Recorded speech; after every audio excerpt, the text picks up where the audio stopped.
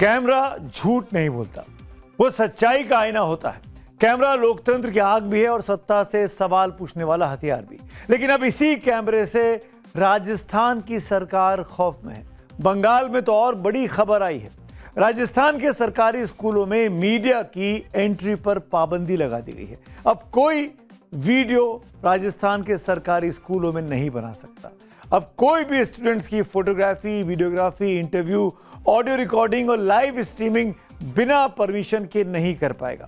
लेकिन सवाल यह है कि राजस्थान की बीजेपी की भजन लाल शर्मा सरकार कैमरे से इतना खौफ क्यों खा रही है? वो कैमरा जो सच दिखाता है, जो आईना होता है, ये सब आपको विस्तार से बताऊंगा, सबूत भी दिखाएंगे। लेकिन उसके पहले बच्चों की इन तस्वीरों को ध्यान से देखिए जो आपको देखकर आश्चर्यचकित करेंगे।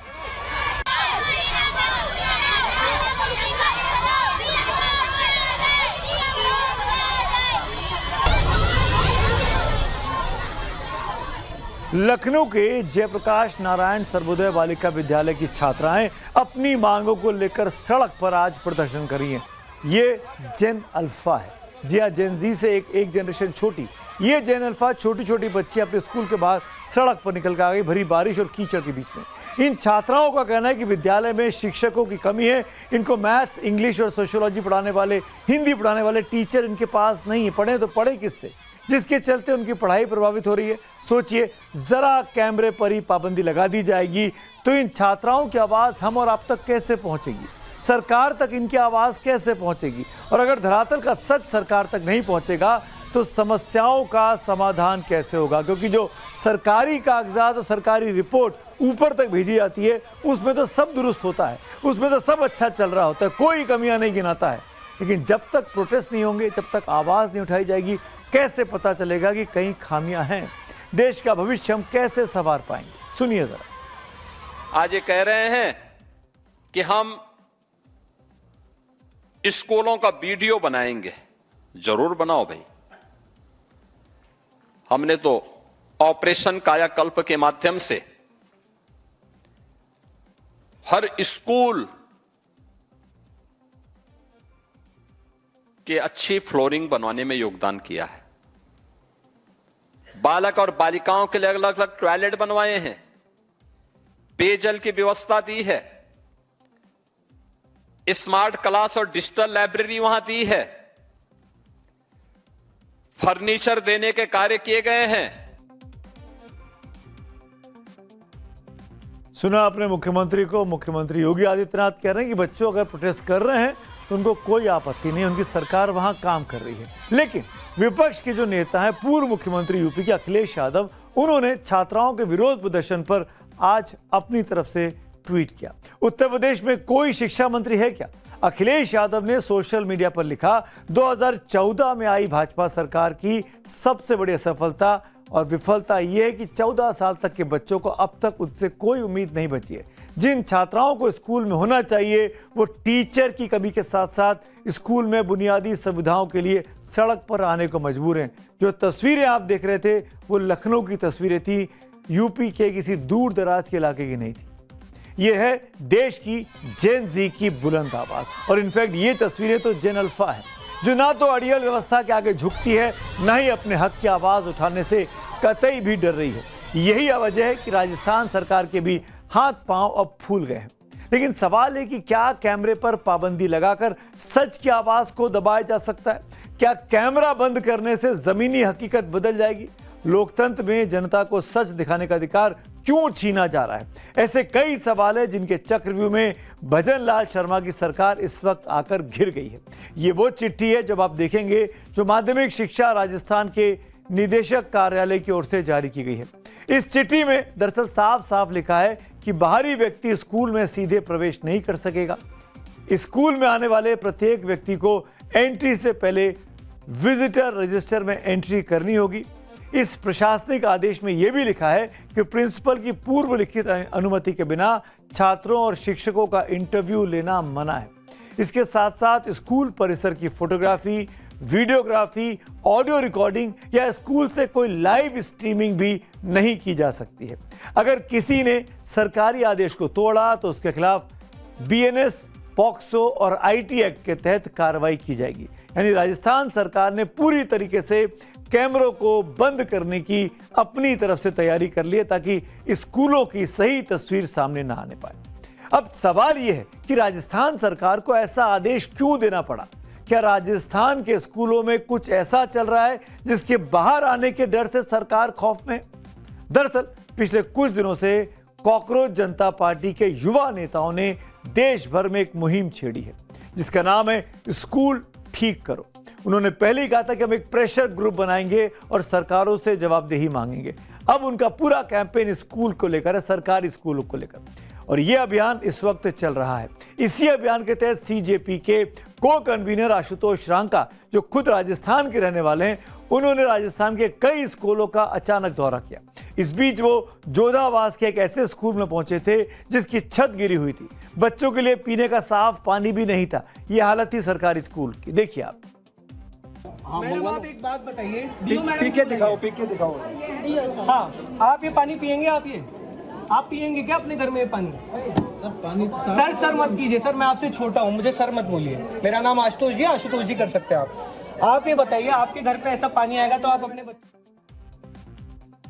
ये वीडियो जो कॉकरोच जनता पार्टी के आशुतोष रांका का, हो सकता है आपने सोशल मीडिया पर देखा होगा क्योंकि खूब वायरल है। लेकिन इस चौकन्ने पन्ने के कारण, इस सचेत होने के कारण अब स्कूलों की जवाबदेही तय हो रही है। इसके बाद भी कई ऐसे वीडियो लगातार सामने आए हैं जो राजस्थान सरकार के मॉडल स्कूल और विश्व स्तरीय शिक्षा के दावों पर सीधे सवाल खड़े करते हैं। जाहिर है सवाल उठेंगे तो सरकार से उसके जवाब पूछे जाएंगे। अब तक ऐसे वीडियो नहीं आ रहे थे, तब तक सरकार अपनी पीठ खुद थपथपा लेती थी। लेकिन अब जब सरकार की सिस्टम की पोल खुल रही है, सरकार से जवाब तलब किया जा रहा है, सरकार से आंसर्स मांगे जा रहे हैं, तो सुधार करने की बजाय सुरक्षा का हवाला देकर कैमरों को रोकने का फरमान सुना दिया गया है। किसी भी समय कभी भी कोई भी आकर के संस्थान में बिना अनुमति घुस जाए, कुछ भी करे, उससे हमारे बच्चों की निजता बाधित होती है। और जो नाबालिग छात्र छात्राएं होते हैं उनकी कोई भी फोटो लेना, कोई भी कार से बाइक लेना, इसके पहले उनके अभिभावक उसे परमिशन जरूरी है।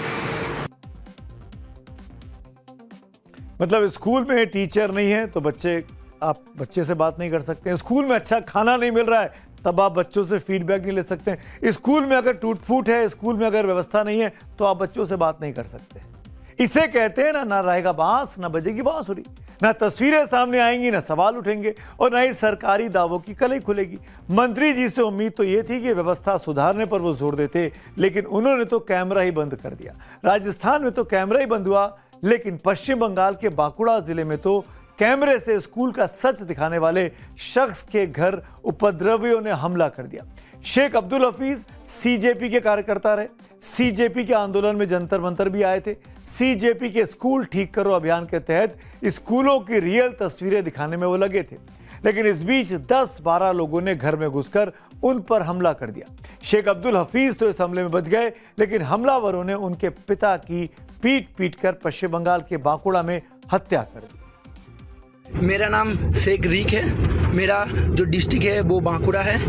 मेरा जो पुलिस स्टेशन है वो इंदा से, और मेरा जो गांव है, विलेज है, वो है करीसुंडा। तो मैंने सीजेपी के प्रोटेस्ट में दिल्ली गए थे, और अभी जो स्कूल ठीक करो कैंपेन के अंदर मैं स्कूल में गया था। इसी कारण से बीजेपी के सारे मेरे गांव में जो वर्कर थे वो आके मुझे मारा, मेरे पापा को मार के खून निकाल दिया, मेरे भी देखो गले में क्या कर दिया, ठीक है, बहुत मारा।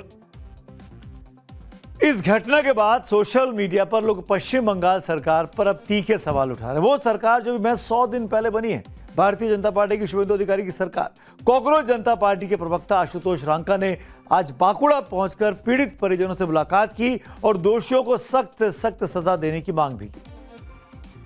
जितने भी लोग भाजपा के गुंडे चाहे देश के किसी भी कोने में हो, वो अगर ये सोच कर बैठे हैं कि उनकी गुंडागर्दी मारपीट से हम डर जाएंगे, तो हम डरने वाले नहीं हैं। हम वोट मांगने तो नहीं आए थे। इस बीच ममता बनर्जी ने भी पीड़ित परिवार को समर्थन का भरोसा दिया। टीएमसी का एक प्रतिनिधिमंडल पीड़ित परिवार के घर भी पहुंचा। कथित हमले के बाद राजनीतिक आरोप प्रत्यारोप का दौर शुरू हो गया है। सीजेपी और टीएमसी ने बीजेपी पर आरोप लगाया, हालांकि बीजेपी ने आरोपों से साफ इनकार किया। इस बीच पुलिस 8 मुख्य आरोपियों को गिरफ्तार कर अब पूछताछ में जुटी है, जिसमें एक तो बीजेपी का नेता बताया जा रहा है। जो एफआईआर है उसमें कोई बीजेपी का नाम नहीं है, मिसक्रिएंस बोला है। और 5 आदमी का खिलाफ एफआईआर किया था, सब तो अरेस्ट हो गया, 3 तो अरेस्ट हो गया है, एडिशनली 5-8 एफआईआर जिस लोग को खिलाफ बोला अरेस्ट हो गया। कानून का शासन है ना, यहाँ तुरंत कार्रवाई हुआ है, बाकी कार्रवाई होगा। बीजेपी के प्रेसिडेंट पे, बूथ प्रेसिडेंट पर बांकुड़ा के इल्जाम लगा, लेकिन मुख्यमंत्री कह रहे हैं बीजेपी का कोई कार्यकर्ता शामिल नहीं है। तो खैर वहां रहने वाले लोगों को सही तस्वीर पता होगी कि दरअसल बांकुड़ा में जो हुआ वो किसने किया और क्यों किया। कहीं पानी के लिए, पीने के लिए पानी नहीं है, कहीं बैठने के लिए टेबल और कुर्सी नहीं है, कहीं छतें गिर जा रही हैं और कहीं शिक्षक लापता हैं। ये हकीकत देश के कई राज्यों के सरकारी स्कूलों की है, जिसे मीडिया और सोशल मीडिया का कैमरा आप और हम तक पहुंचाता रहा। बच्चे पहुंचाते रहे, टीचर्स पहुंचाते रहे, वहां काम करने वाले लोग पहुंचाते रहे। मैं लगातार कह रहा हूं कि ये कोई एक राज्य, एक जिले की समस्या नहीं है। देश के कई राज्यों में अपनी मांगों को लेकर छात्रों को विरोध प्रदर्शन करना पड़ता है। अब देखिए, ये उज्जैन की छात्राएं हैं, बीते हफ्ते ताली बजाकर प्रदर्शन कर रही थी, स्कूल की बिल्डिंग को दूर शिफ्ट किए जाने से नाराज थी।